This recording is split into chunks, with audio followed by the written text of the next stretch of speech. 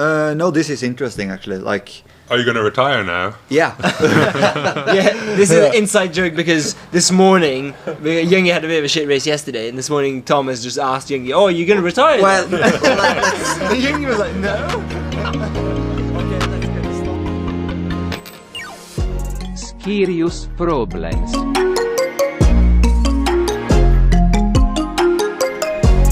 Right, Mika, what's your serious problem, mate? Oh, mate, my serious problem is it's a bit wet outside. It's fucking grey outside. Like, if you put like a black and white filter on where we are, you probably wouldn't see a difference between like the black and white and normal picture.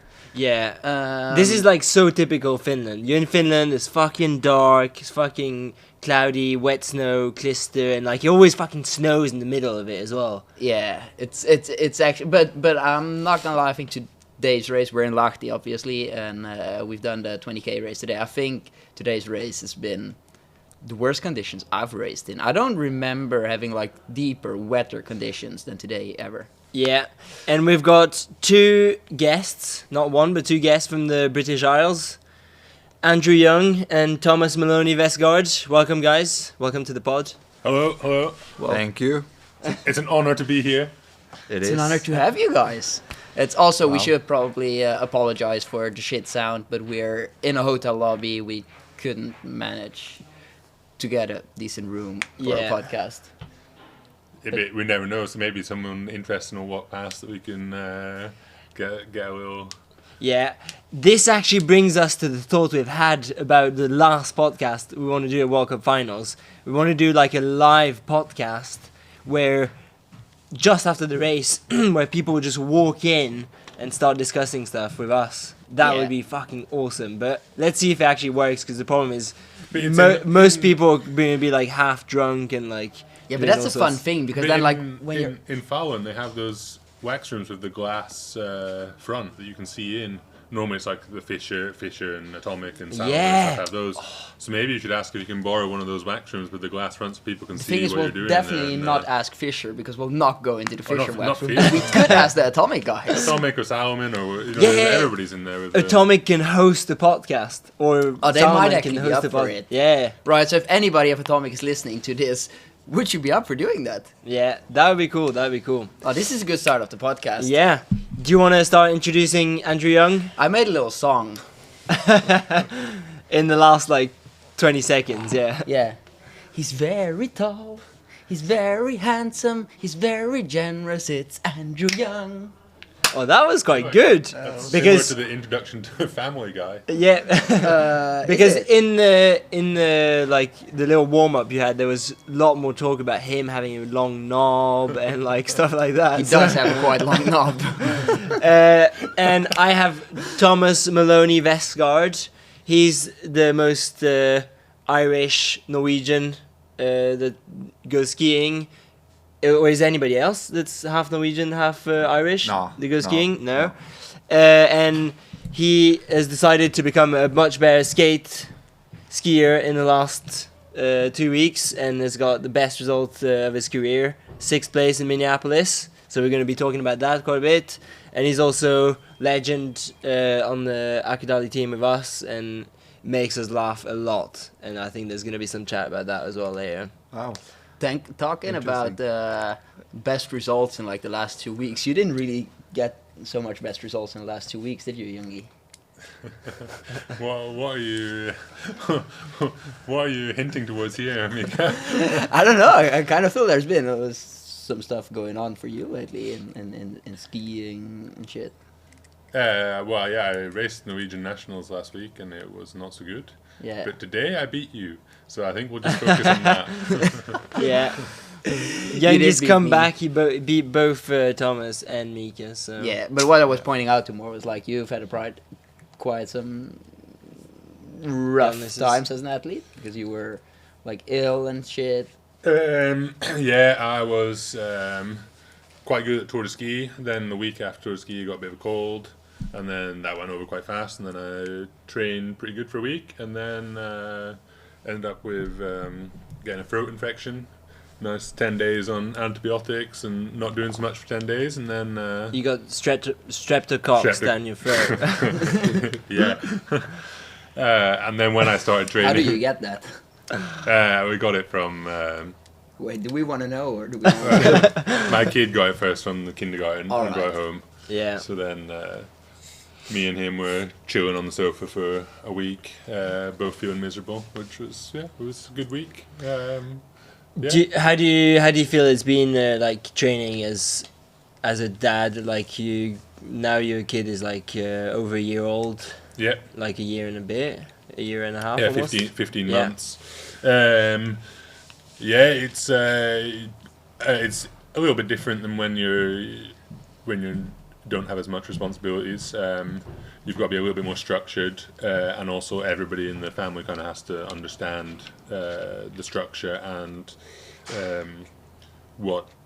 what the periodization in your training means. So like, that's what Magnus, your kid, understands. Oh, not Magnus, Everybody in but the family is like Well, yeah, a little Magnus, bit. you have Yeah, to yeah. get this. you have to understand the periodization of training, Magnus. Or you have to understand that I did this year. I did 3-week cycles. I did an easy week, a medium week, and then a hard week, and I just kept running through easy, medium, hard, Yeah. the whole off season. And I've even been doing it in the winter as well. And then on the hard weeks, obviously, I'm not really, or that's often when we're away on camps, and I'm not really around so much. And then on easy weeks, then got a little bit more energy and able to do more at home and help out some more and spend more time with the family. Yeah. I was talking to Jonas Baumann from the Swiss team the other day, and he's got 2 or 3 kids. Two. I'm not sure. 2 kids. Oh, that many. And It's twice as many, isn't it? and he was saying being on like races is vacation for him. And then it's like all just like when he gets to be in a race at races, he's like in a hotel and it's like quiet around him and he can just chill out. And then he needs to save the energy after the races for when he comes home, because he says that's when the real hard work starts again. It's not. I think, yeah, like Thomas said, 1 is 1 and 2 is 20. Yeah, I think that's probably more true than having 1 kid is, and especially in Norway, the kindergarten setup in Norway is really good. And Yeah, he's in kindergarten already. yeah, he's in isn't he? kindergarten. Started when he was just before he was 1 year. Yeah, Yeah. 1 year old. And the setup in Norway for that is really, really good. So, yeah, he's a lucky kid. How's it looking on the children's side for you, Thomas? Oh, not very promising. His girlfriend's moving away from him. Yeah. So So that's not a good promising start. at all. Yeah. So and when I felt I smashed it in Minneapolis, we were like, I mean, of course, you always discuss it like, but now it was like, oh no, kids for me for a long time. That's for sure. Like, so off you go. It's so good because so she's moving to North Norway, right? Yeah, she just moved. Yeah. And it's close to where you come from or not? Wait, because Where you she's- grew up in North Norway. Or like middle north. Yeah, but no, it's way the place called? further north. It's where she's moving now. It's No, where you were. where I'm from. Yeah. It's called Leka, a small island in northern Trøndelag, just on the border to Helgeland for Norwegian people. Okay, yeah. So And she's moving too. to Stokmarknes, nearby Lofoten Islands. It's all these places. Like Yeah. he comes up with all these names of places that I've never ever heard Yeah, of. yeah, in my Yeah, but life. the The crazy only thing thing. you care about is Ramsau. Oh, Yeah. Ramsau. it is quite beautiful in Ramsau. It's even better because now they give me money as well Yeah. for saying it. You can finish your story though. So she's moving to North Norway, right? Yeah. Yeah. Yeah. And you were considering it, but then you had some fucking good results in the World Cup, and you were like, "Fuck no, I'm staying in Trondheim." Yeah, that's right. I mean, I was kind of fed up of the place. Like, it's just so hard living in this environment. Like, people are committing like 200%. Yeah. And like from May until April. So I was like, 1 more year of this.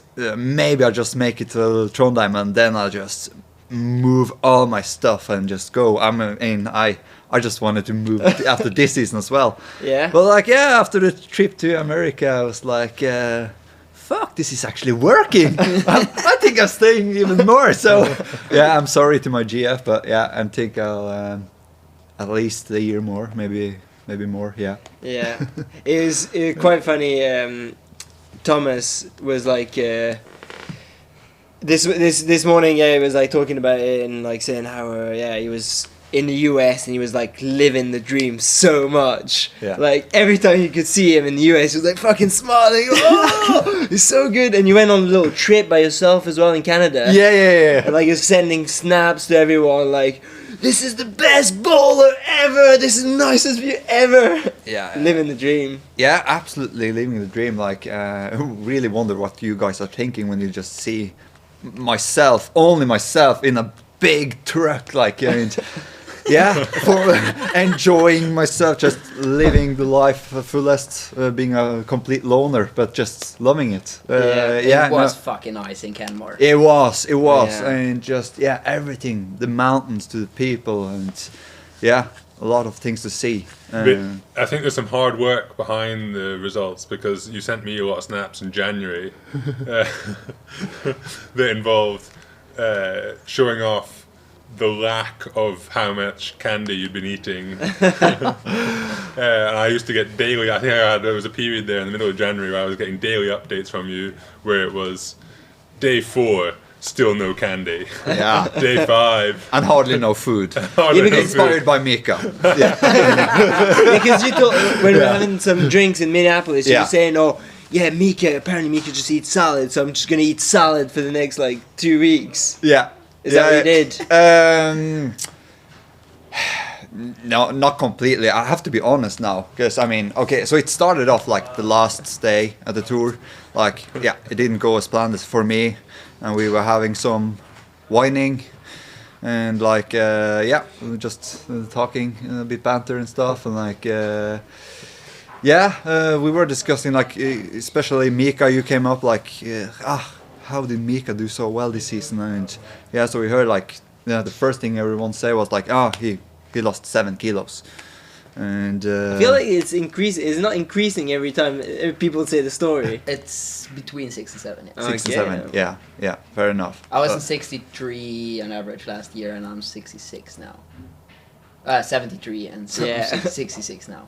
Yeah, but anyway. So then you. Yeah, and then like Kachi just I mean, all summer he had only salad, Which is such an over-exaggeration as well. It's just not true at all. Yeah. I mean, I knew that, but like, so you could say that I got a bit inspired, like, but I didn't only eat salad, but I kind of minded what I was eating. Yeah. Because, but this is kind of important to be open about. I mean, like. Yeah, I was gonna say. I wonder how many eating disorders we're gonna trigger. Yeah. Because we don't have to take this on the wrong direction now. But like, it's about tuning. Like, and I knew like I had a bit too much. One of the snaps you sent me was that you were like, oh yeah, it was 4 days without candy, a new personal record. Yeah. So if that's the level you've got to go from not eating candy for 4 days in a row, then I think that's a little bit different than having an eating disorder. Yeah, for sure. Exactly. And it's like, I mean, it's no harm having candy, but like, I can have this problem like eating a kilo smågods a week, like easily, like A week? Yeah. Okay, that's quite a long time. in the east, kilo a week? In the east, I think my record's like over a kilo in a day. Yeah, but that's for me too. That's I mean, insane. okay, let's say 1.5 kilo then, because maybe I have 1 kilo for the weekend, and then I go shop some more on Tuesday, have like a half kilo to the weekend, and then another kilo at the weekend again. So, yeah, I mean, Can that actually be It's not considered an eating disorder as well, when you just I eat think a it's well- kilo of it's candy a something, week? it's something like 100 grams. I don't know this is a fact, but I've been told it some time ago. I think it's 100 grams is like some insane amount, like 500 calories or something like that, because it's just pure sugar. Yeah, it's probably. But what, that's like Yeah. typical. So Actually, you quite. think how much sugar and calories you It's funny because like this is such typical Youngie. You know that like the year that Muzzy was trying to be like quite lean, he never actually reached the level of Youngie lean. And Youngie is always like, oh, I feel a bit tired, I'm just gonna go and buy some chocolate and some candy, and brings like shit ton of like junk food, and like is still the leanest on the team. Also, people that don't know Youngie is fucking ripped. Yeah, but he's also fucking tall and strong. But and you so know when we had Nigel, the nutritionist. was working with us on the team. I know this is around the period where Muzzy was trying to get really lean, and we were keeping tabs on the skin folds and stuff. And he was quite strict on the like the food was always healthy. There was often never any dessert or anything like that. He would go to the shop and he would buy me chocolate, and he would come back and he'd give it to me without telling you guys. And he would give me chocolate, and often my favorite was like M&Ms, like chocolate peanuts. And he'd often go and get me a bag of like chocolate peanuts and just, have these. Don't tell the other boys though, and give them to me. And so I was sitting in my room scoffing sweets all the time. Oh, what the fuck! I didn't even know that. But there is something and I to was that. still lower on skin folds than all of you boys. but there is something to that, because like you just said before, Jimmy, Youngie is fucking tall as well. Like, how tall are you? 95? 193 and a half. And you weigh around 85 kilos? 86 Yeah, around kilos? 85, yeah. So it's like, and it's pretty much pure muscle mass. So the amount of calories that you burn during training when you just exercise, it's like, I'm 66 kilos. I probably burn like good a third to like 35% less calories than you do. We did a test on this on the treadmill once, and I said my heart rate monitor was showing that I burned roughly on easy training of roughly 1,000 calories an hour. I told this to Nigel, and he was like, "No, it can't be true." And of course, he's always working with cyclists who weigh like 12 kilos. So he was like, "No, that's definitely wrong. It's a miscalculation from the heart rate monitor." And then we went on the treadmill and did it with the gas exchange, and then it's fairly accurate around there, about 1,000 calories of an easy hour of level 1. If I'll do like an easy hour of level 1 roller skiing, I'll burn like 650 calories. Yeah. Maybe 700 on a good day. Crazy. So that's Imagine like 30%. if you go on like It's like a third is not so far off like half, and that means that you can eat almost the double of what I'm eating. Yeah, that's how I managed to eat. You can only have 500 grams of candy, and I can have a kilo. I don't have any candy at all. Just salad. I actually do. I'm just kidding. Oh, Just thank God. I'm just eating. yeah, now you're gonna give it eating soda to Thomas. Is this the level where we have to go now? No candy. What the hell? Yeah. Homico on 50k next week, and from now until then, Thomas is just having air. But it's so funny. It's so funny how everybody considers Norwegians as like the healthiest people on the planet and so on, and they smash so much like junk food and It's candy actually and wild. stuff. I think it's just that They just move a lot. Yeah, they're just really active. Yeah, they're really active. They move a lot. Yeah. They exercise a lot. Like, even not exercising, but just like they just fucking walk for fun or shit like that. Yeah. I think it's good banter when you go to the shop and you quite often see like parents and like old people like just eating like a random ice cream going out the shop. It's just so weird. Like in Austria, like my grandmother would be like, "Oh, you can't eat that. That's so unhealthy." But then at the same time, like, people in you want that Austria schnitzel with like tons of like fries and oil on it. but then at the same time, people in Austria are like at least double as fat as Norway. Yeah. Yeah. Maybe we should talk about Minneapolis, because that was like, I would say, easily the best World Cup we've had in a very long time. Yeah, take us back, please. Yeah. Yeah. You take us back, Maloney. Yeah. Actually, yeah. No, it's nearly like you, went through a depression when you came back home. Sorry to my GF.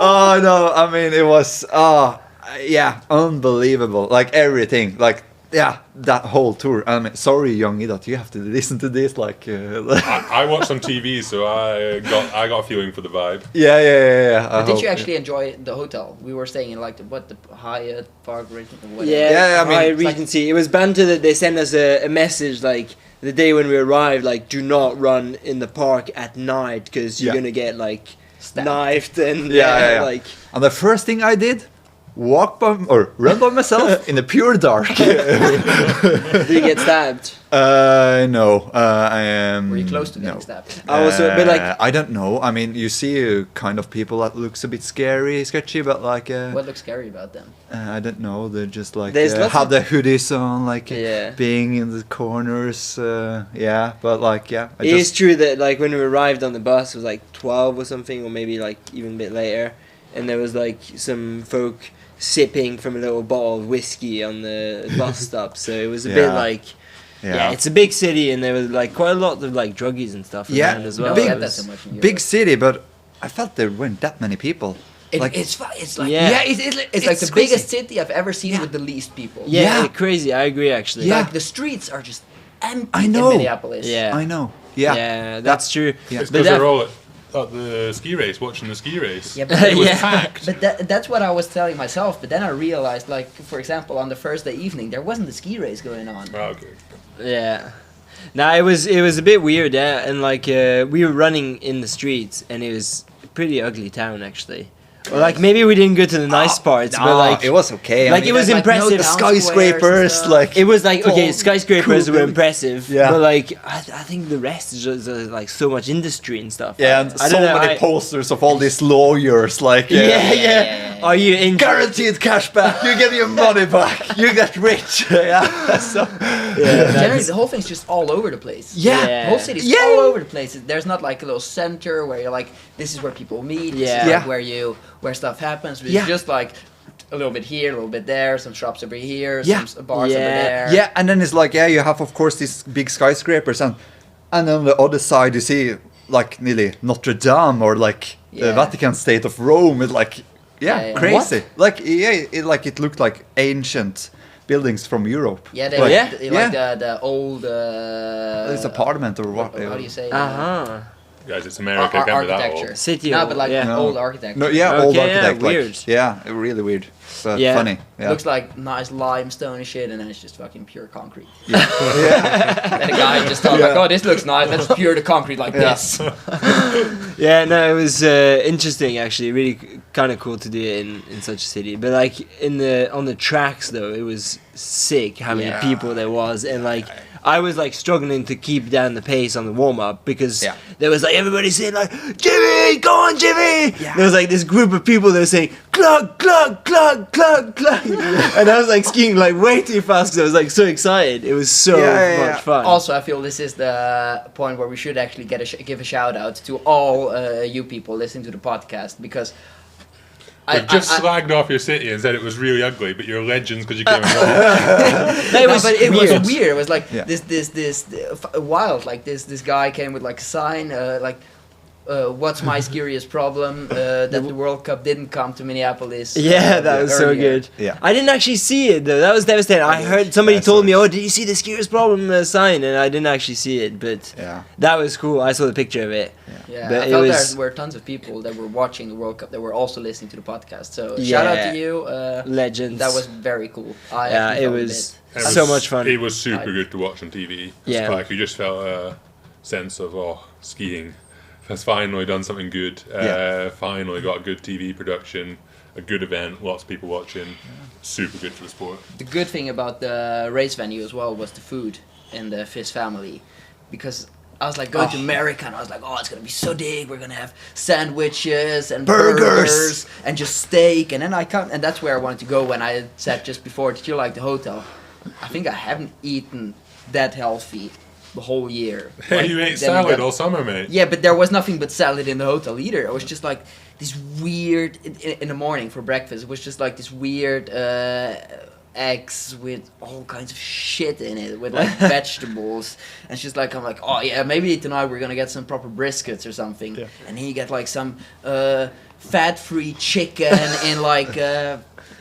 What the hell do I They know? were It's like, they were quite good at making like there was like always vegetarian options and stuff. It was like it seemed like they tried really hard actually. yeah, but I Too think hard. that but Yeah. too hard. Yeah, Yeah, I yeah, think yeah. they were thinking like, oh, it's like athletes Athletes. coming here. We're just gonna make food that's super healthy. Yeah. Basically, tastes like a sip of water. Did you try the cookies from the Fizz family though? And the cookies in the Fizz family, and that's where I wanted to go. They were so fucking good. They were so good. really Best cookies I've ever had. Yeah. Fucking Yeah, hell. yeah, they were really good. But that's the thing. Yeah. Americans are so good at making like this, like unhealthy foods. Yeah, so like high tasty. fat, high Oh, calorie. yeah. I like Yeah. it. Love it. Yes. Living the dream. Oh yeah. Living the dream. Yeah, and Gus Schumacher winning that race, that was also exciting to But watch. how the hell did he pull that off? This was so good. So Yeah, good as Yeah, well. yeah. He's, Like when did the whole race himself as he well. skied everything by Yeah. himself. I saw a video of the steep climb, like the sprint climb, and he was skate 2ing up there like the whole way, every lap. Yeah. And that it's quite steep up there, and that was very impressive. Yeah, yeah, yeah. It was. It was so much fun because I was discussing with you, Mika, and also with some of the French guys, and you were the one who said, "Oh yeah, but like the American Birki, you just like you go a bit fast like halfway through, and then you drop Gus anyway. Like he's not been that good lately." And like same with the French guys, they were like saying, "Oh yeah, but he was good at the start of the season, but now he's not really good." And like a couple of hours later, he was just winning the race. Like Yeah. that was made me laugh quite a lot. Talking about American Birki, because I really wanted to go there, and I feel a bit sorry because there are so many people that sent me messages, Americans, like, "Oh, where are you?" and "We didn't see you at the race," and that were actually stoked for me coming somewhere, and I was like, "What?" Normally people are happy when I leave. So yeah, didn't show up there. I'm sorry. I was planning training, but then I got sick instead anyway, and didn't train. Yeah. Yeah, it's a bit Nah, but it was shit banter. yeah. But it I'm was gonna a come bit- back to the Birki. I'm definitely gonna do it one day because it Yeah. looked so good. Also, Gus won the Birki. Yeah, yeah. And That he was won it like Did they with not have quite some some? margin as well. yeah. Did they not have quite a bit of trouble with Snow. snow this year, and then they managed to make it all on artificial snow? And Yeah, it that's was- why I wasn't going because I've heard Jules Lapierre. He was Yeah. also supposed to go, and then he started going on like, "Oh, he's talked to somebody, and apparently it's not possible to train on the trails before like the Wednesday of the race." And then I was like, "Oh, but it's like still a whole World Cup period after, and so we need to train. If you're not training like that week, Yeah. you're just gonna get fucked," basically, like I did. So I was like, everybody's paying it off. It's probably smart to pay it off. Just go back to Europe, train. Yeah. And then when I just saw all the pictures of the Birk, it looked so amazing. And they actually managed to make like a really good snow track there as well. Yeah, it was super wide and super good quality man-made. It's like at snow least and- like 50 meters wide, I think. Yeah. Did you see it? It's wild. Yeah. That's impressive. Man-made snow, like when places do good man-made snow, it's unreal. Yeah. It's so can be so good. Places like Toblach, Livigno, Davos, Sam Moritz. San Moritz. Yeah. But I feel the best thing with the whole US and Canada trip is that we all got to see that like skiing is living up there, like at least in the area there, it's fucking Yeah. living. Yeah. Like in Canada, maybe I would say a bit less, but Yeah. in the US, the hype about cross-country skiing is so big. Yeah, yeah, yeah. I think it must be also like. But it's the area. I think it's Like also Minnesota different if we and- race in like Quebec, then we'd say something else about Canada. Yeah, for sure. But I'd yeah. rather go to Canmore, by the way, because it's just so Yeah, beautiful there. amazing. Yeah, Yeah, it's pretty no, nice. you need the Big- mountains, the scenery, but at the same time in the cities. I mean, yeah, just Yeah. bring it to the people. Yeah. It's so easy. I mean, they will It show was so up. cool. But actually, you know, there's like they're considering having World Cup finals in 2026 after Olympics in Lake Placid. That would be so And Oh. the thing is, apparently, so they were saying, oh, actually, it's not going to be possible because it's too big an organization and so on. But then they saw how well it went in Minneapolis, and apparently now they're up for it again. So could be World Cup finals in Lake Placid. And so if anybody's listening, Do it. you gotta Yeah. get that hype up. Do and, that. like, Yeah. because It's- I Do think it. that would be so good. the US, Canada, and also get some races up in Canada. Like when Yeah. we're in overseas, Yeah, let us race up there. Yeah, It's, everywhere. it's the best experience of the season for me by far. yeah. Yeah. And Ben Ogden didn't get to race, so I think Lake Placid is not so far from where he No, he's grew from up. Vermont. Vermont. Yeah, so that's like kind of like quite close, I would say. Not so far. Yeah, it's Yeah, it's like because it's upstate New York and it's not so far Yeah. off Vermont, I think. so yeah, he would be cool to get him to have a chance to race. Did you see the signs about him? There's like a dude that had a sign, "I gave mono to Ben Ogden." Free Ben Ogden. Yeah, but this is the thing. I mean, you have to you can't praise them enough, the spectators, because Yeah. they knew the name of everyone. It was Yeah. so good. Yeah, they were Oh cheering my God, everyone it was on. It I was just got so hyped there. yeah, so many Yeah. British flags as well. yeah, and Irish, Such and like legends. Yeah. where do you all come from? Like Yeah, yeah, you I got to, did see a video actually, Thomas, that there was some Irish people that definitely had Guinness for you at the finish line. yeah, that was in Canmore. Yeah, no, it was. I don't know where they come from as well, but yeah, it was fantastic. Guinness Like, is good for me. yeah, Guinness is actually good for you. That's, I'm not sponsored, but I'm saying that. Yeah. Oh, it'd be so good if you're sponsored. You should It get would- them to sponsor you. Yeah, I know. Everyone says that, and like, yeah, that would be a dream actually. Yeah. You should get Forged Stout from Conor McGregor to sponsor you. You could probably go in like a Guinness race suit as well that was like black at the bottom and then got a nice white hat and white on the Yeah. shoulders or something. That'd probably Yeah. work quite well. Yeah. You got your ideas, yeah. Tell you, I think it's so funny listening to Thomas speak because he like quite often has this sort of like Norwegian English, and then randomly he has like some like super Irish words. Like the other day he was like, "Oh yeah, I just went for a 30-minute run," and I was like, "What are you on about? 30?" So good. Have you met Thomas's mum? Yeah, I have actually. Yeah, I have to focus when I'm speaking Oh, to her. I 'cause had you no get- idea what she was saying speaks to me. really Yeah, Irish. yeah. How's it funny, actually yeah. going to be when we go to your wedding in Scotland? Is that going to be hard for me to understand? Yes, definitely. A few people will be hard for you to understand, yeah. But you're... I've got to be careful what I say, but you're quite good with languages, Mika. Don't let your head swell up too much. You're quite good with languages. You speak, what, 3-4 languages? 4, I'd say. Yeah. And I think you're quite good at understanding Scottish accent. different things and picking up on dialects and accents and, Yeah. and stuff. So I think you'll be okay, Foreign Yeah. languages. hopefully. Also, while we're sitting here now, the whole Swiss wax tag team comes in, and it's 6:11. Is that quite late? Yeah, I think they might have good skis tomorrow then. Yeah. Talking Um, about Lahti, we're in Lahti, Yeah. and I just said in the intro that I think these were the hardest conditions, or like the worst conditions I've raced in. Yeah, by far. By far. Yeah. On World Cup, I've raced on worse in Norwegian Junior Champs in Holmenkollen in 2011. That was super shit. But on World Cup, this was by far the worst conditions there's ever been that I've had in my career on World Cup.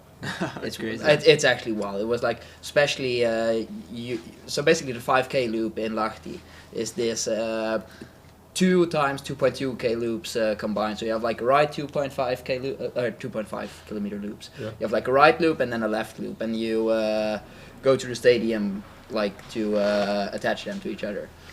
And like the right 2.5K loop, it was almost impossible. Like from the lowest point to the highest point, that climb is like It was, yeah. I was feeling like a 12-year-old when I was skiing up there. Yeah. Yeah. There was just, I think, when it's conditions like this, that FIS maybe need to have a look at what they do with, because there's space on the track. This track here is what, 9 meters wide or something, that they could maybe do a women's track for the women's race in the morning, a classic track I'm talking about, not a different track, V-board off the second track that they can't use, and then switch the V-boards over for the men's race in the afternoon. Then we maybe have a track that's not been used by all the women in testing in the morning that still works for us. Is this the first time that we actually have some like constructive criticism? Constructive on our idea. podcast? Yeah, that Like, could actually be. that could actually be fucking good. Yeah. Yeah, because it's just that they have to have there are a lot of people have to go out and move the V-boards across after the women's race. Yeah, but you switch don't the even need V-boards so off. many people. There's like track posts standing everywhere anyway. Yeah, and I mean it would be a bit. You have to make sure it's done properly. Yeah. But you could do it quite well, I think, and then it would kind of save the classic track for the men's race in the afternoon. Because today, when it was soft conditions, There was the no women track. raced first, and all the testing in the track was, it was, Horrific. yeah. Like on Yeah. television, you don't see it so good because quite often where there's like intermediate times and where there's like cameras, it's always on positions where it's like nice to ski. And when it's nice to ski, there's still a little bit of track left because it has to look good for television Yeah. as well. But like everywhere where it was like quite hard to ski, where I had to like fight to stay in the tracks, you didn't have to fight to stay in the tracks today because there just were none left anymore. Yeah. And even where the track was left, it was super narrow. Yeah. Some places there was no snow between the two classic between the two skis. So skis could easily cross and hit each other and stuff. Yeah. It was actually a pretty difficult race to understand on TV as well. I thought, like, the women's race, because there were time points were quite far apart sometimes. Like the Swedish girls lost a shit ton of time to Victoria Karl, and then people were like saying on TV, "Oh, did they crash or something or what?" And I thought it was pretty difficult to understand actually. But you watched the race as well, and you didn't think so. I watched the race, but with Norwegian commentators, and then I thought it was quite good because I understood the commentary. Yeah. But I think that you watched with Finnish TV, Yeah. I think, and it doesn't help when you don't understand the commentary. Yeah. That's true.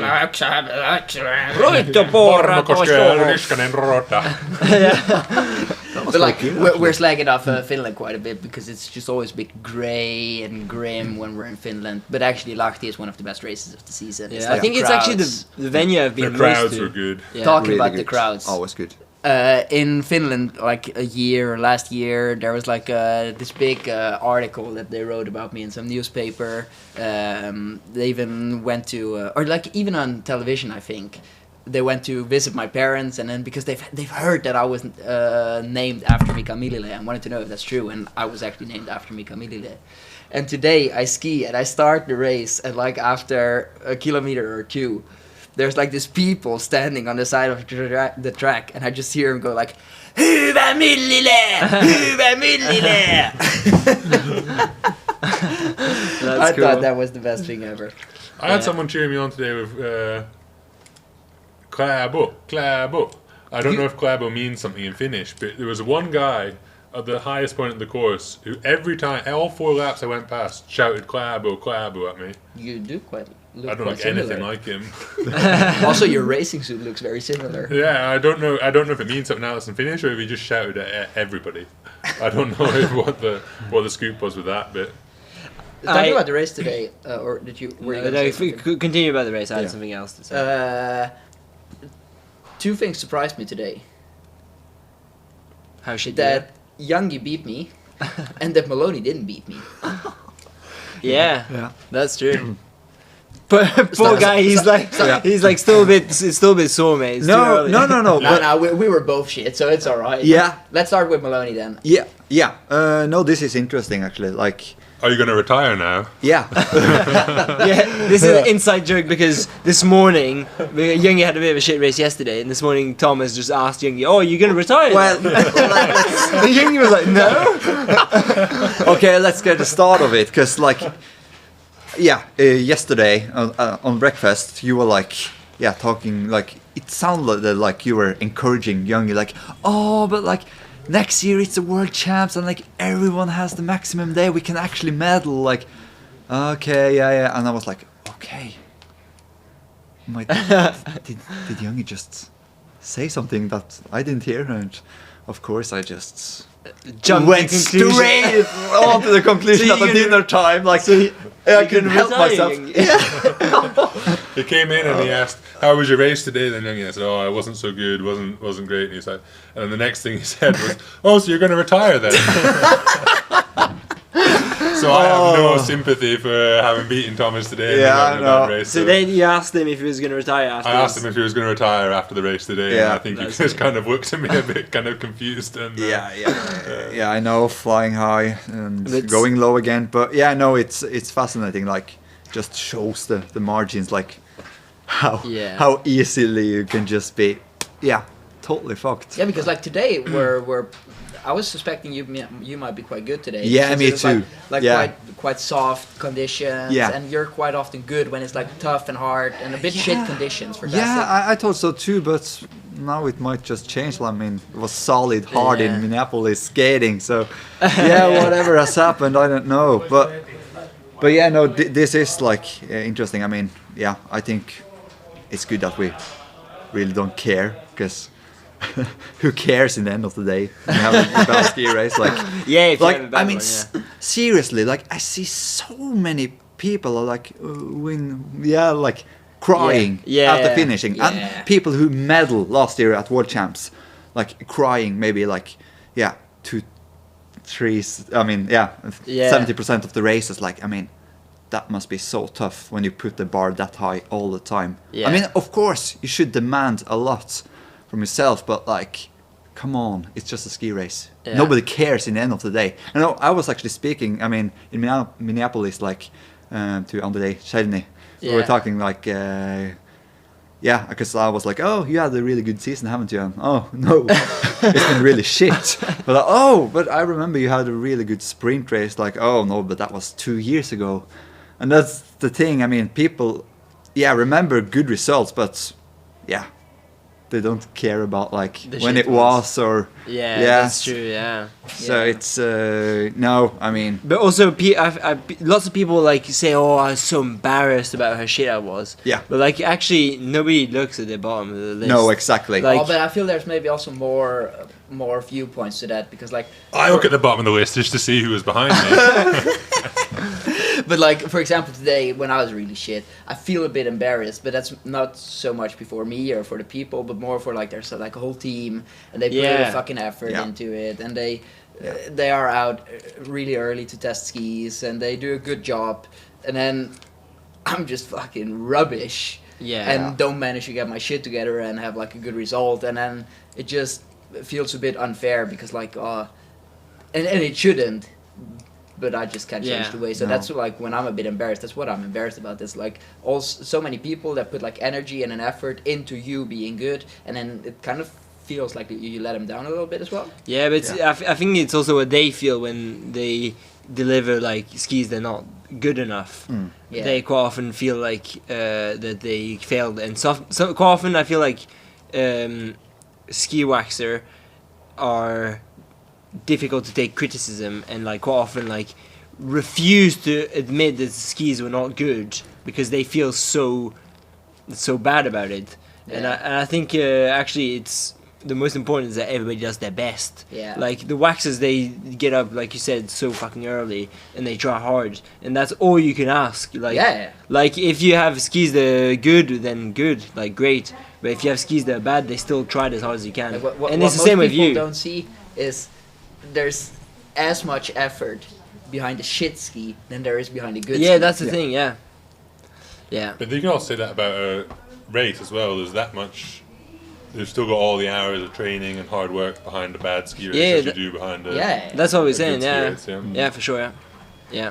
But then on to you, Youngie, because you didn't have the easiest period the couple past weeks, Yeah. and then you decided to do NM. Yeah. And I was yeah. looking- the Actually, result list. we should talk about the ski orienteering championships in Beitostølen. Ski orienteering. Yeah, the one where they had to look for the tracks. Oh yeah. Are we actually gonna cook that up?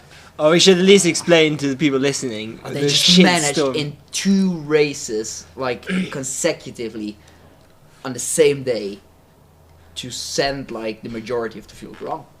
on 2 Oh races. no! In Oh, the they- men's race, they tried to, and all the men ignored them, sending them the wrong way and went the right way. Yeah, but they did send Really? it the wrong way. Just the man went the right way. Yeah, that's true. Yeah. Did they? Oh, Yeah, yeah. they stood out in front of the start of the mass start and tried to send them down. The first lap was going to cut off the first corner to avoid crashes. Yeah.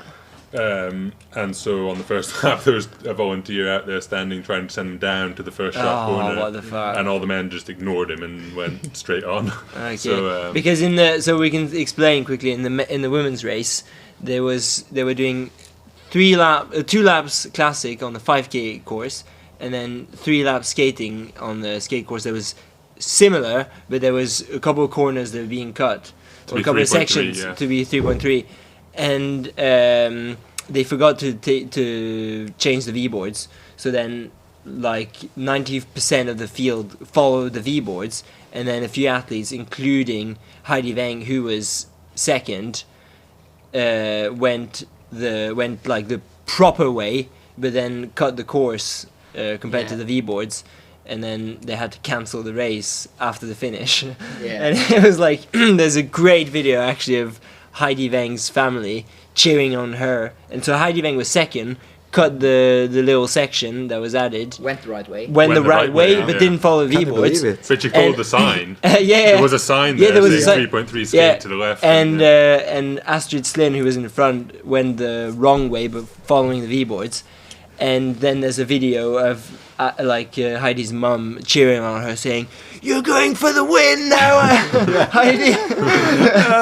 She did end up winning eventually. Yeah. Yeah, but the results But the don't- results don't count. But do you think it was fair that it was cancelled? So, because think- for Astrid, it's definitely fair.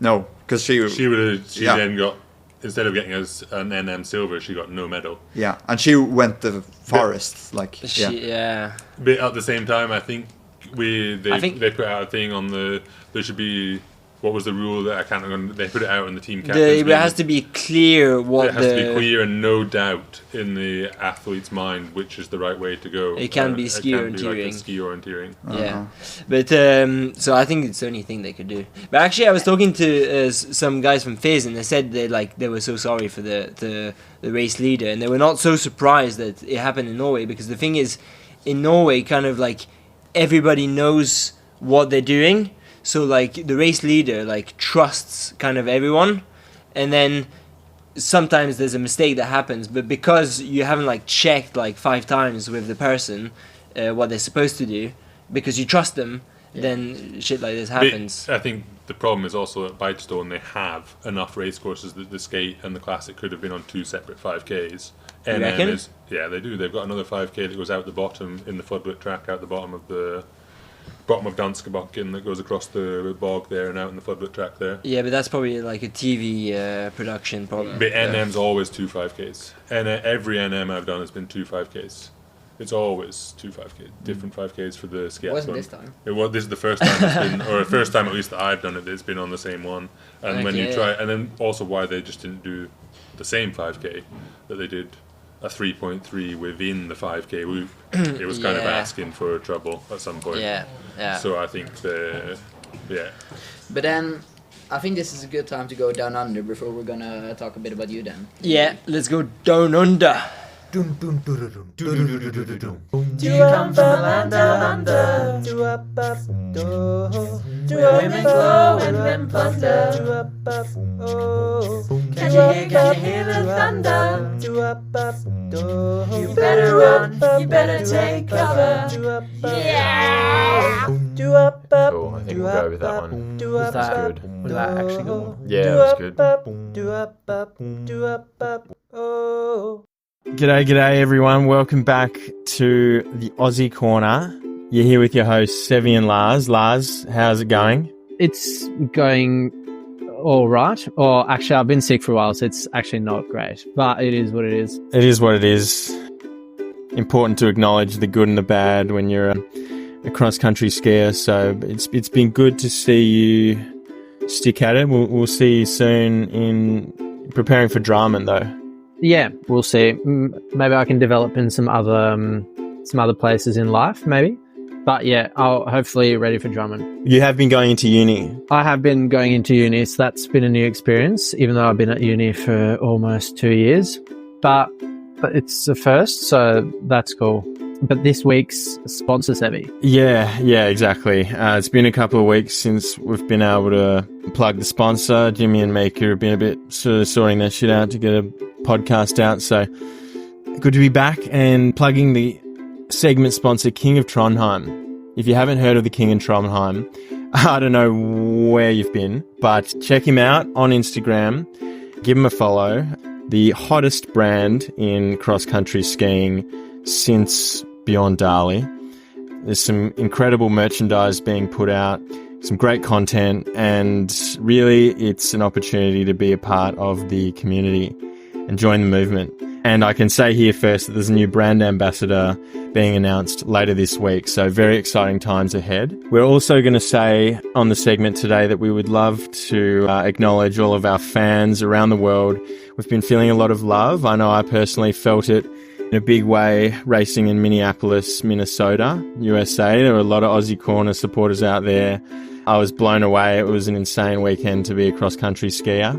I know, Lars, you were mentioning you've felt the love there in Oslo. Yeah, it's weird just skiing in Holmenkollen on like a Tuesday or whatever, and suddenly people ask you about the Aussie Corner. It's a bit surreal. It was also cool in Planet's under 23s. A lot of people listening there, so just cool to hear that we have so many people listening. That was Paul in Holmenkollen. Yeah, that was Paul. So he's a fan, maybe, or Goldberg for those not on first name basis.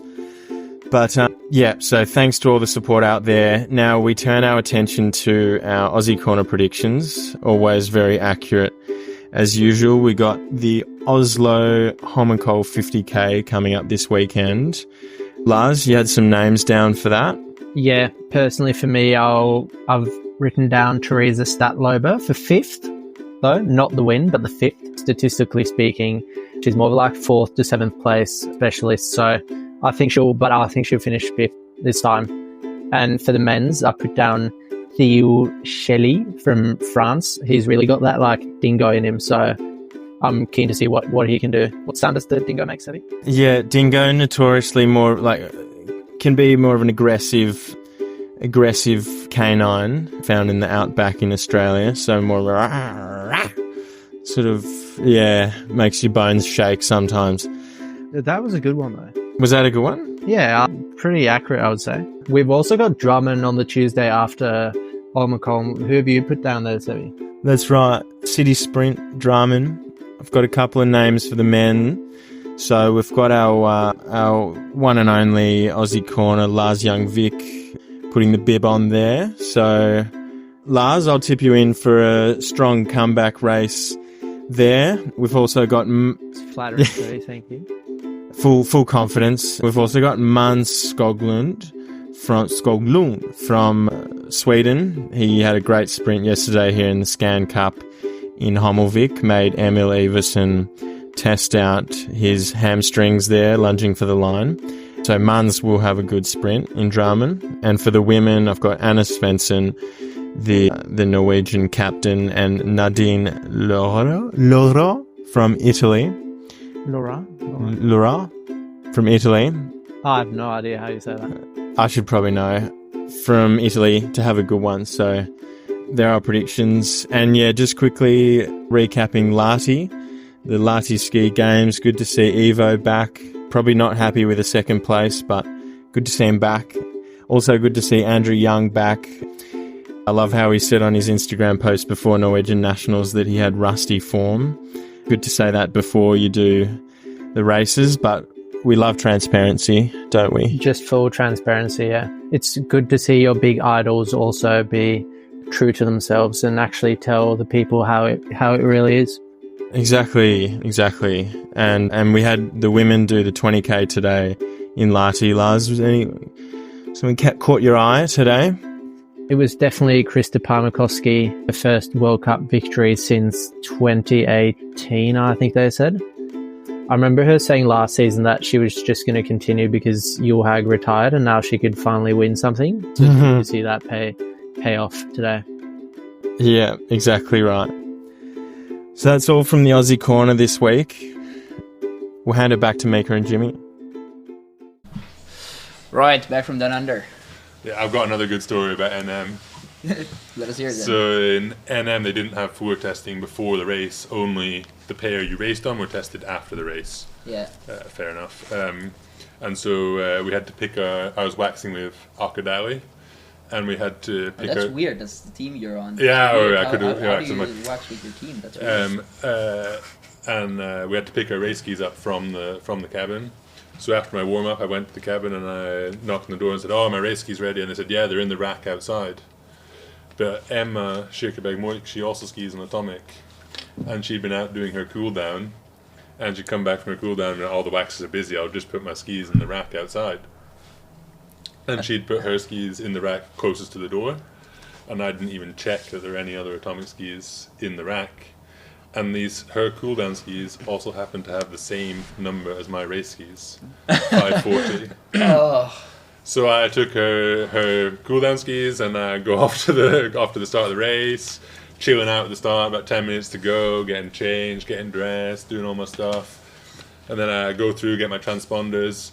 When we're about 2 minutes to start, I go put my skis on and I look down and I'm like, what's wrong here? These aren't my skis. Well, they're too short. AC3, I'm not racing on AC3, I'm racing on AM8, but these are 540. Emma. I was like, oh, fuck. And I picked the skis up. And actually, I made a mistake. I should have skied back to the cabin across the biathlon range, but I ran. I should have just put the skis on and skied back. And then I got back to the cabin and I had like a minute to the start. And so I found my skis in the car, and in the car park, I just put my skis on in the car park. I sprinted all I had through the car park, across the biathlon range, through the transponder control, and I made the start with like about 20 seconds. Oh, Jesus. The best thing is my highest heart rate of the day was 190. And that was during the sprint to go and get my skis. So the first K of the race, I had a lot of lactate that I had to get rid of before I could start racing properly. That is so good. Even though I was 3 minutes behind, I think we can probably cross off a minute and a half due to the sprint to get my skis. Does that count as starting too fast in the race? I think so, definitely, yeah. But Andrew Young on Emma's skis, I mean, how didn't you not plow through the snow? Like, well, I went and got my ones. I would change back to my ones. Yeah, I understand, but like, didn't the skis just go through the snow? Like, yeah, but you put them on and then you realize straight away. Okay, straight away. I realized straight away as soon as I had them on. Okay. Well, I didn't even get the bindings on. I was looking down at them, and they were like cleaning the snow out my boots to put them on. I imagine and I looked down and I was like, 540, yeah, that's right, but these are too short. Yeah. And then I looked at the grind sticker and it said AC3, and I was like, yeah, but I'm racing on AM8 on the grinds, and AC3, this isn't...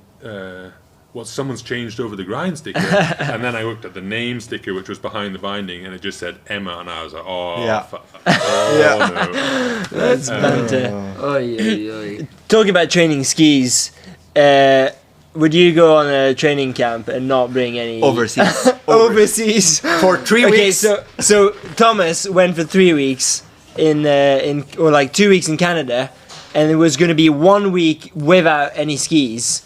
And decided to, I quote, not prioritize taking training skis. So he just went with a ski bag with just his poles and like boots and shit, but didn't take any skis. It was just kind of on us to like lend him skis. So. Tom, I'm struggling here. Sorry, wind back. Let's just explain. Right.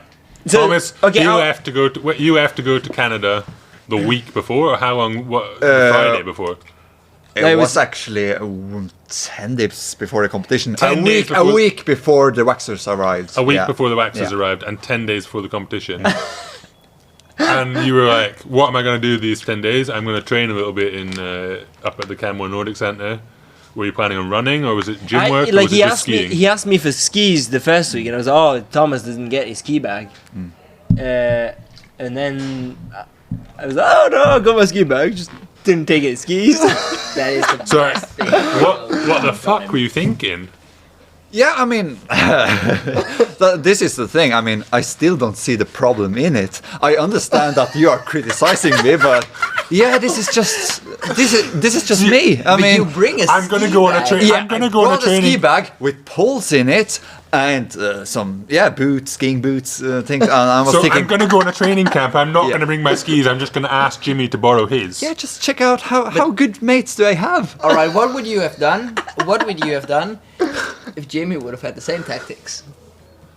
Well, I know that other people don't have these tactics, so I just go on my own way.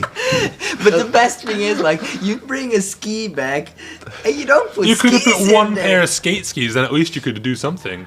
Yeah. Did you do any classic on this these 10 days? He went the one day he was supposed to borrow my skis, but then I forgot to take him.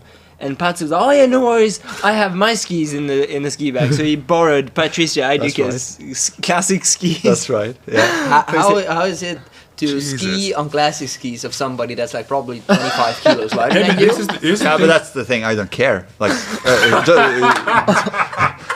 training is training. Skis are skis.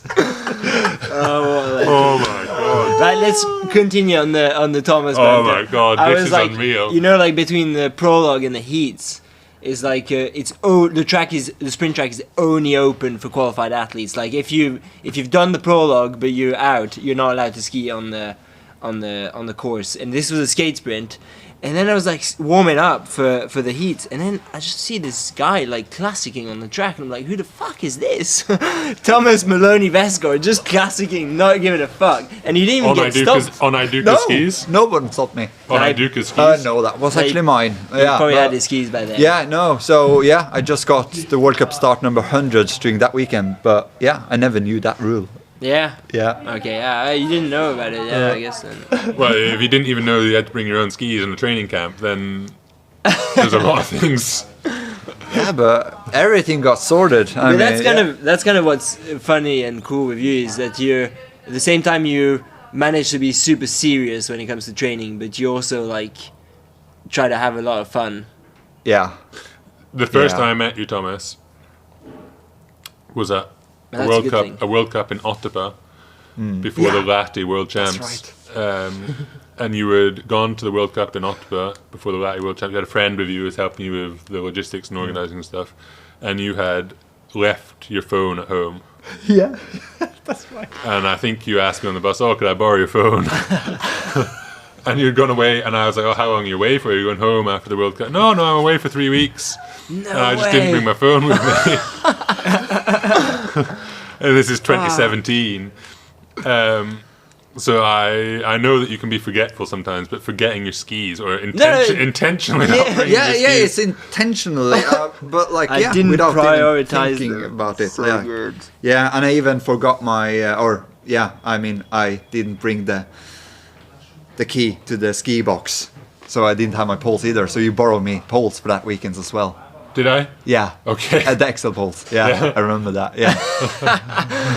For the World Champs, I think as well. So yeah, no, good times. Yeah. The Yeah. crazy thing is, it works for you. Like, Yeah, you're so yeah. unorganized and don't have anything sorted, but you make it Oh, work. it's not so bad. And like you train when you're training in Trondheim and stuff, you always super good and focused on training, and the results this year have been amazing. You make it work. I just don't Yeah. understand how, Well, but thank you you. make it work. So Thank it's you. impressive. But next week is Holmenkollen, and I think it's one of your favorite tracks, isn't it? Because I remember, I assume because I remember like Seefeld World Champs Yeah. when I had like kind of my breakaway year or breakthrough year rather, and you talked to me there, and you've had pretty like bad results before. Or I Or wasn't like you, good. yeah. And then I remember you saying to me like, "Damn, it would be good to like be able to be like consistently top 30, like around your level." And then you were like not that close to that level. Then and then a week later in Holmenkollen, you were like 22. Yeah. So I thought that was like so cool. Just I always remember this you telling me that. Yeah, no, that was amazing actually. That Yeah. was the first time where I kind of, okay, I perhaps should, I can actually be good. Yeah. Like, that was an amazing experience. Like, because I normally just drop the field after 2 or 3K. Yeah, but that's kind of what happened in Holmenkollen. Yeah. You got dropped after a few K, That's and then you right. kept like catching people up. The Yeah, whole that's time. right. Yeah, it was. I don't know what happened. I didn't manage to get drink at the first post, but like, I had really good skis. I remember really good skis, and were able to glide them on the downhills, and just managed to come up again and stay there for 35K, which was just 35K. Well, we're Yeah. back at it. Yeah, no, it was insane, and since then I just try to dream big. Yeah. That's cool. That's cool. We kind of pied off talking about Youngie now. Yeah. Should we actually talk a bit You've about spoken you? lots about me, mate. So Youngie is actually maybe the complete opposite of me, like Yeah. in terms of Planning, planning, structurized. organising, structure. Yeah. And then I'm shit skiing. So No. You did beat him You today. beat I did me beat- today. yeah. Yeah. So no, you can take me for that. Yeah. Yeah, Youngie's like always. I always share with Youngie. Yeah. He's always like Yeah. got his like things that he does every time, and Yeah. And then Always you're got so control. balanced. Like when you do great races, you're chill. When you do shit races, you're chill. yeah, but this is what you were talking about. Nobody cares. Yeah, I which remember is thinking true. about this years ago. Like when I was starting to do quite well in sprints, and someone said, "Oh, you must be super happy." And of course, I was super happy, and it felt great. But then you sort of think about it, I was like, for some reason, going around fields in Europe on 2 planks of skis means everything for us. Yeah. Like it is 2 2 planks of skis on your feet. Yeah. And we're going around fields Yeah. in Europe, and like in the grand scheme of things, it really does not mean much. No. But for us, it is like the best thing in the world, and we absolutely love it. Yeah, but Yeah, for but lots of come people on, as well. also, you gotta imagine there's fucking people running in circles for a living. Yeah. Like track and field. that Yeah. is. Yeah. Yeah, or There- swimming. there's Think about peop- swimmers who just there's go some- back and forth following Think, the black think line. about Some people football. that do- There's just like 22. Think about martial arts. Modern There's just pentathlon people made. fucking smashing each other's Yeah. Yeah, and it means faces for so a much living. to them. It means so much to them. Yeah. And like Yeah. the same as us, like skiing means so, or at least all of us 4 here, means so much for us. But then, in the grand scheme of things, it is Nothing, yeah. pretty useless. Like, or it's entertainment for a few people, I suppose. But it's not like we're saving the world. No. Yeah, what's has it been training in Trondheim? Because both of you guys training in Trondheim, right? Yeah. So Arkadali has a pretty good setup that they have like sessions together. All the guys who live in Oslo, all the guys who live in Lillehammer have sessions together, and then all the guys in Trondheim who live in Trondheim have sessions together. So I think we've actually trained together quite a lot this year, Thomas. Yeah, I mean, we try to have 2 sessions every week. Yeah. And what to say? It's been mentally tough. I mean, Mentally tough because the session started 9 o'clock. And or 8:30. Can you believe it? Yeah, no, it is. Has been really good, and you just have to put those sessions in the calendar because you gotta get hammered. do you remember the double pole intervals in November with me and Muzzy? I've When heard I I've heard came this with- story so With many my times. T-shirt, or Yeah, when you came with your T-shirt when it was -5.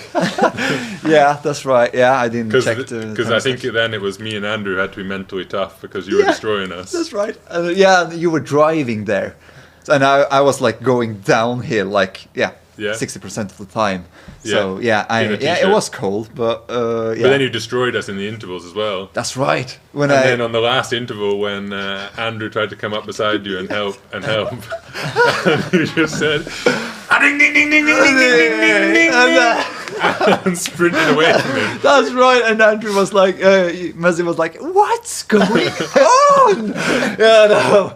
Me and Andrew looked at each other and started pissing ourselves laughing in the middle of the interval because what is this guy doing? Yeah. And you were so good.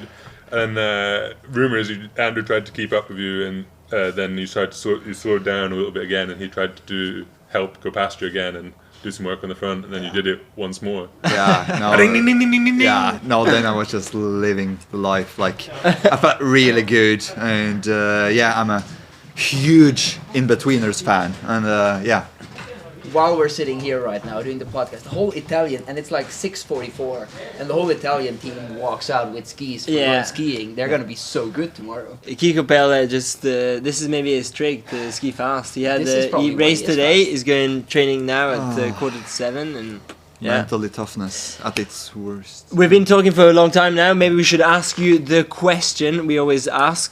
You each have to come up with one session, one place with 2 people. We're gonna start with Youngie because Thomas has been like, "Oh, for fuck's sake, I haven't thought of something." I've obviously listened to the podcast, so I knew this question was coming. Yeah. And I've been thinking about it, and I don't have an answer. Well, I think it's probably going to be skiing, because I'm boring and don't really do anything else apart from skiing. And then I was thinking, where is my favourite place in the world to ski? And I don't know, I've maybe narrowed down to I've maybe got a 3-4 favourite tracks to ski on in the world. Yeah. And so I was wondering, Which where one? are the best 5 ski tracks, top 5 ski Yeah. tracks in the world? And I had the Olympic 16.3 in Lillehammer. When that's perfectly groomed, super nice. Sertig in Davos. Yeah, but Super mate, nice. what are you starting to list, mate? Yeah, It's a I know. one. I need to cut it down. Yeah, but Jen, just So choose tell me it. what I need to do. Tell me how to cut it down. I've only got this list of like. Yeah, but then 4 you, places. mate, Alright, this is a big exercise for you. tomorrow. You've got terminal cancer. You're gonna die tomorrow. Where am You I get going to skiing? do one Wow. session on one place with two two people. Yeah, what but are you doing? Where are you doing it? I can't Who are you choose doing between it all with? these different because they're better for different things. And it's so mate. shit when you die tomorrow. Because Yeah, then because you're gonna die stay in just your bed. thinking. Yeah, You stay in your trying to bed. work it out. Damn Yeah. it.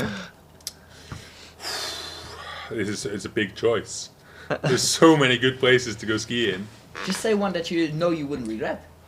Right, we're gonna go Engadin, Yeah, good choice. skate skiing, Yeah. and that's just the 2 people I have to have with me. The problem is you don't have any mates. Right, I'll have Mika and. We and said it Mika- wasn't allowed to have people. Mika and Muzzy, but not you. Okay, fair enough. Normally it's not allowed to have people on the people on the podcast, but since I'm taken out, then it's okay. Right, Oh, I what like about this you, answer. Thomas? Yeah, well, only because he was rude to me. Have you thought about something? Well, it can't be training with anyone because I'm a loner and I like training by myself. So, but I would actually do a pub crawl in Dublin with 2 people. And it would be my former coach, Frode Estil, who is the most honest guy on the planet Earth. And the second guy, Johan Myhlegg. That is a legit answer. This is like one of the best, I reckon. Johan Myhlegg. Yeah, Where did that come from? Yeah. Like the combination of like the most honest, like the angel on one shoulder and the devil on the other. I would just love to just get into how much shit he went through, like This is so just random. get more like of an insight, like how was those years, like even in Germany when he was skiing for them, like and then moved to Spain and then just Yeah, like but that's that. because Jochen Behle fucking made his water bad or something, or spoke like a spell on his water. Yeah, But yeah, actually- or like voodoo as well, wasn't it? Voodoo, Like Voodoo. yeah. But at the same time, Johan like, Myhlegg was a German doper that then switched to I Spain. the most really want to drugged say that athletes. everybody who listens to this podcast should be so much into skiing that they know who Johan Yeah, Myhlegg is. but like still, there's probably lots of young people that don't know. Right, if you want to know who Johan Myhlegg is, do the research. yeah, on YouTube, Salt Lake City, 2002, for sure. Yeah, Doesn't he live in Brazil now? he's like flipping houses and stuff. So Yeah. But he still races Vasselop or Conor Gooddigbow for something like that. He races with a fake name. yeah, Really? Yeah, I Really? think so, yeah. okay. Because Expressen did this whole That's right, undercover that's research. Oh, that's thing. crazy. But since it's expressing, it might just be a lie Yeah, as well. The Expressen's good, mate. You know what, They Muzzy? might just have made it up. We were at this party once, and I don't know that. Okay, yeah, start, but man. Muzzy looked at them and was like, because the journalists are like They're quite They're nice quite good actually, lads, and they yeah. always like to have a few drinks. And he looked at them and he was like, "How does it feel to work with the world's shittest No, is it newspaper?" Scandinavia's worst paper? Yeah. Legends.